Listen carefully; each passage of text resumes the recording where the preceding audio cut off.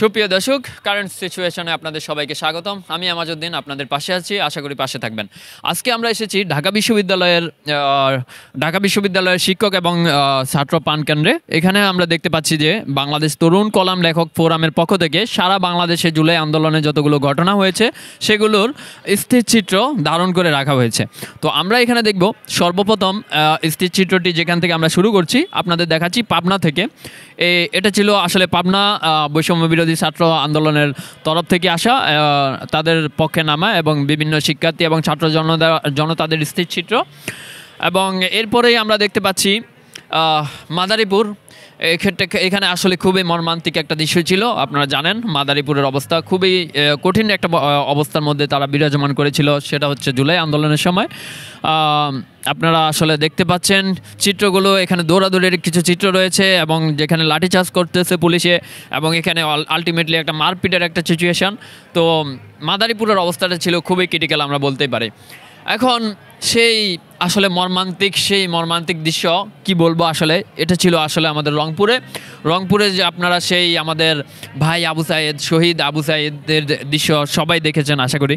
এবং আপনারা এখানে দেখেছেন যেখানে যমুনা নিউজের রংপুরের একটি দৃশ্য আমরা দেখতে পাচ্ছি যে কিভাবে পুলিশ মারমুখো অবস্থানে ছাত্রদের উপরে হামলা করার জন্য প্রস্তুতি নিচ্ছে। এই কোটা আন্দোলনের সময় সবচেয়ে বেশি আমাদেরকে যেটি কষ্ট দিয়েছিল সেটি হচ্ছে জানোয়ারদের গুল্লির থেকে আমরা কখনো বাঁচতে পারি নাই। আপনারা দেখেছেন তারা আমাদের সবাইকে পাখির মতো গুল্লি করে মেরেছে। তারই একটি সংস্করণ এখানে আমরা স্থিরচিত্রভাবে দেখতে পাচ্ছি কোটা সংস্কার আন্দোলন রংপুরে, যখন পুলিশ মারমুখো অবস্থানে সবার উপরে আক্রমণ চালাচ্ছে। সুপ্রিয় দর্শক, আমি আসলে আপনাদেরকে নিচে আমাদের কিছু শহীদ এবং বিপ্লবী ভাইদের ফটো আপনাদেরকে দেখাবো।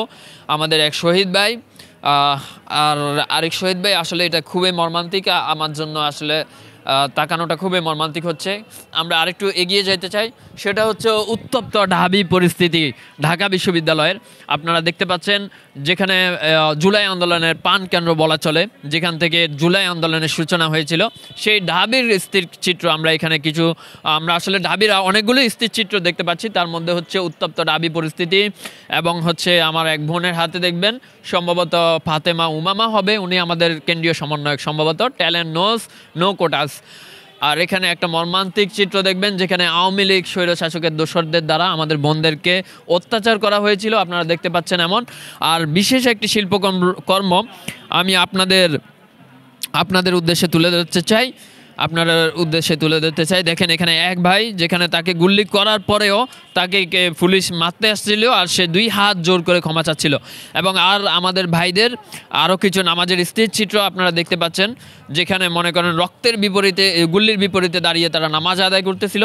এবং আসলে মর্মান্তিক যে বিষয়টা জুলাই আন্দোলনের পরে আমরা দেখেছি, সেটা হচ্ছে আপনারা দেখেছেন আমাদের কিছু ছাত্র ভাইয়েরা যাদেরকে একসাথে মারার পরে হচ্ছে লাশগুলো ভ্যানে রেখে পুড়িয়ে দেওয়া হয়েছিল। এটা আসলে খুবই মর্মান্তিক ছিল আমাদের জন্য, আর এটা আমাদেরকে আরও একবার নাড়া দিয়েছিল জুলাই আন্দোলনের পরে।